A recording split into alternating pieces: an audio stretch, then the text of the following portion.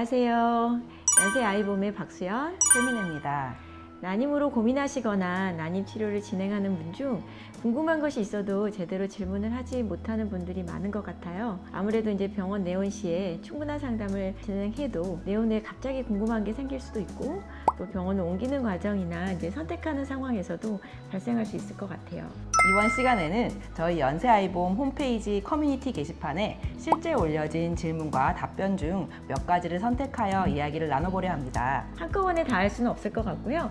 몇 가지 선택해서 최근 사례들로 진행하려 하는데 도움이 되신다면 이제 정기적으로 한번 진행해 보겠습니다. 네, 그럼 한번 살펴볼까요? 첫 번째로 난소 기능 저하증으로 자가 혈장 주입술을 주변에서 권유받으셨다는 환자분의 질문입니다. 난소 기능 저하로 이제 오랫동안 시험관 아기 시술에서 계속 이제 실패하셨다고 하고요. TV에서 이제 자가 혈장 치료에 관해 보셔서 난소 PRP를 도전해 보려는 생각이 드셨다고 합니다. 그런데 이제 걱정이 되시는 게 이제 PRP 시술 이후에 AMH가 떨어지는 건 아닌지, 난자의 수나 질의 향상이 좀 있는지, 시술 후에 요가나 헬스와 같은 운동을 해도 되는지, 그 외에 시술 전과 후에 주의사항에 대해서 이제 여러 질문을 해주셨어요. 그렇죠. 네네. 난소에 이제 자가 혈소판 풍부 혈장, PRP라고 하죠. 네. 이 PRP를 주입하는 난소 PRP는요, 난소의 기능 저하를 겪고 계시는 분들에게 시행할 수 있는 치료 방법이죠. PRP가 세포 내에 들어가서 세포 재생 등을 일으켜서 난소의 기능 향상을 기대하고 시행하게 되는 시술이므로 시술 후에 걱정하시는 AMH가 떨어지기보다는 변화가 없거나 다소 올라가는 결과를 기대할 수 있습니다.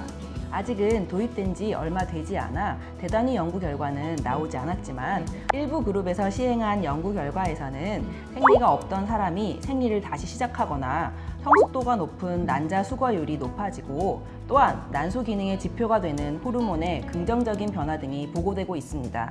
수면 마취하에 시행하기 때문에 난소 PRP 시술 전에는 금식을 하셔야 하고 PRP 시술 이후에 운동은 2-3일 정도는 쉬는 게 좋습니다. 일상생활은 제한 없이 할 수 있지만 사우나, 탕목욕, 부부관계 등은 2주 이상 피하시길 권해드립니다. 두 번째 질문은 반착 검사 결과도 정상이 나왔는데 착상이 안 되면 원인을 어디서 찾아야 할까요? 아마도 반복적 착상 실패 검사에서 결과가 이상 없이 정상으로 나왔는데 착상이 안 되는 상황이신 것 같아요. 반착 검사 결과가 정상이라도 이제 임신이 잘 안 되시는 분들이 계십니다. 그 다음으로 해볼 수 있는 검사는 내시경 검사가 있는데요. 이걸 자궁 내시경이라고 하죠. 자궁 내막을 직접적으로 자극해서 이제 착상할 수 있는 상태로 만들어줄 수 있고 자궁 내막의 어떤 병변이나 염증 상태를 확인해 보는 방법일 수 있습니다. 또한 이제 배아의 유전자를 직접 확인해서 이식하는 이제 착상 전 염색체 검사가 있고요. 조금 번거롭긴 하지만 이제 자궁 내막 수용성 검사 등이 있습니다. 그래서 원인 불명의 반착 상태에서는 또 자궁 수축을 줄여주거나 이식 시에 수액 치료 등을 고려해 볼 수 있습니다. 자, 다음 질문으로는 자궁 내막증이 있으면 임신이 어렵나요? 입니다.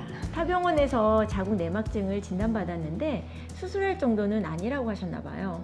그러한 사항들이 임신에 영향을 주거나 유착으로 인한 자궁의 임신이 되는 게 아닐까 걱정하시는 것 같아요. 네. 난소의 자궁 내막증 또는 골반 내의 자궁 내막증 등은 이제 임신율을 떨어뜨릴 수 있는 요인으로 알려져 있죠. 그래서 자궁 내막증이 있으신 분들께는 난임 검사 및 임신 시도를 적극적으로 권하고 있는데요.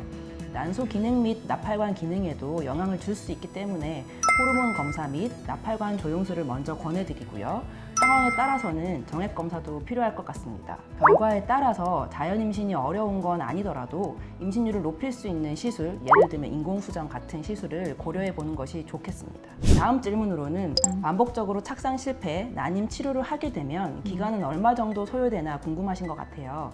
반복적 착상 실패는 그 원인을 정확하게 파악해야 합니다. 원인만 정확하게 파악하면 시험관 아기 시술의 경우에는 임신할 확률이 50% 이상은 되니까요. 그래서 이제 원인 확인 그리고 교정에는 최소 이제 1달에서 2달 정도 걸리는 검사와 치료가 있습니다.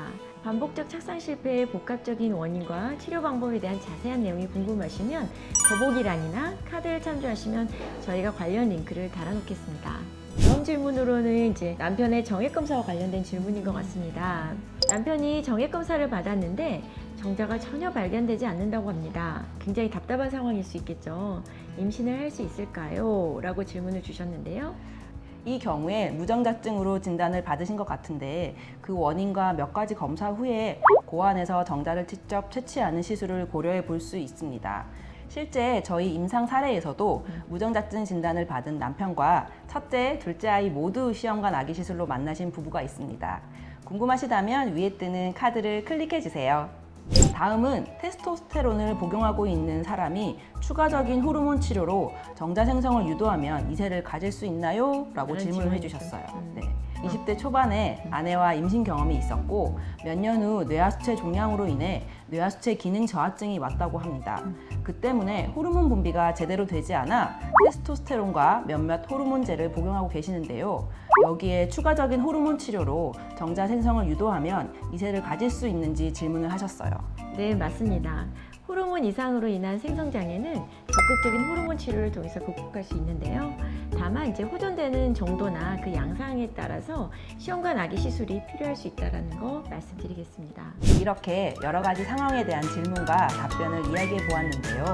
난임 전문의들이 난임은 원인이 복합적이고 다양해서 그에 맞는 검사와 처방으로 치료받아야 한다고 계속 말하는 이유가 이렇게 사람과 상태에 따라 난임의 원인과 치료 방법이 정말 다양하기 때문입니다. 그래서 임신 준비를 시작하셨다면 되도록 일찍 전문병원을 내원하셔서 상담과 검사를 받으시는 것을 추천합니다.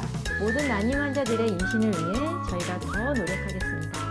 시작부터 끝까지 난임 맞춤 케어 연세 아이봄이 여러분과 함께 걸어가겠습니다.